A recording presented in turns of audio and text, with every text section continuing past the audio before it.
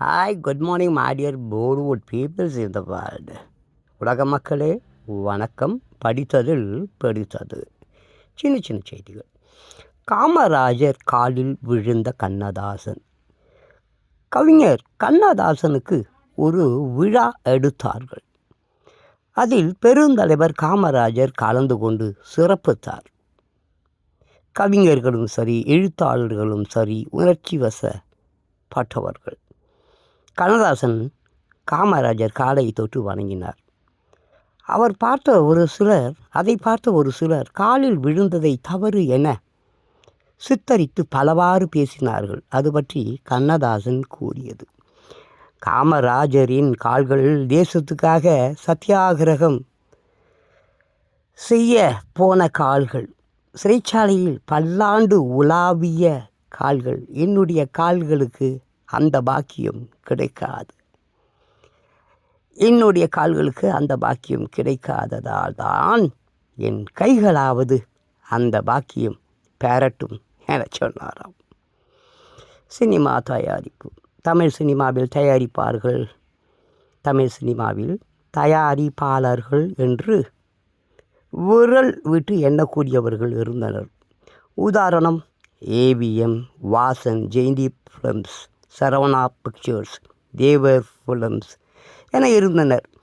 இது எம்ஜிஆர், சிவாஜி, ஜெமினி, எஸ்எஸ்ஆர் போன்ற பல பிரபலங்கள் திரைத்துறையில் சிறந்து விளங்கிய காலம். மேலும் மேற்சொன்ன நடிகர்களிலேயே எம்ஜிஆர் அவர்கள் எம்ஜிஆர் பிக்சர்ஸ் என்றும், சிவாஜி அவர்கள் தனது தாயார் பெயரில் ராஜாமணி பிக்சர்ஸ் என்றும், எஸ்எஸ்ஆர் பிக்சர்ஸ் என்றும் தொடங்கி திரைப்படங்களை தயாரித்து வெளியிட்டு வந்தனர். அவர்கள் சினிமாவில் சம்பாதித்ததை சினிமாவிலேயே செலவழித்தனர். அதனால் லாபமும் ஈட்டினர், நஷ்டமும் அடைந்தனர் எனலாம். அடுத்து வந்தவர்களில் கமலஹாசன் தான் சினிமாவில் சம்பாதித்ததை அதிலேயே முதலீடு செய்யும் விதமாய் ராஜ்கமல் இன்டர்நேஷனல் எனும் நிறுவனத்தை தொடங்கி நல்ல படங்களை தயாரித்து வழங்கி உள்ளார் எனலாம். தற்காலத்தில் திரையுலக நடிகர்களை காட்டிலும் இது இயக்குனர்கள் காலம்.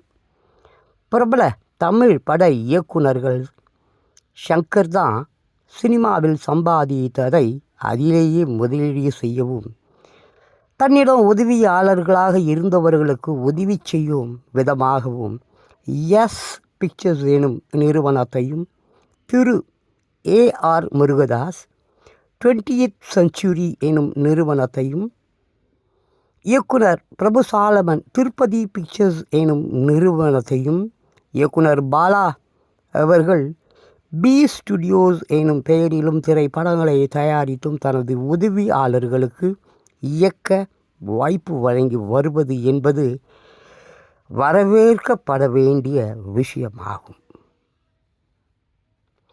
ஓகே, நல்ல தகவல்கள் எல்லோருக்கும் பயன்படும் என்று நினைக்கிறேன். ஓகே, அடுத்த வீடியோவில் பார்க்கலாம்.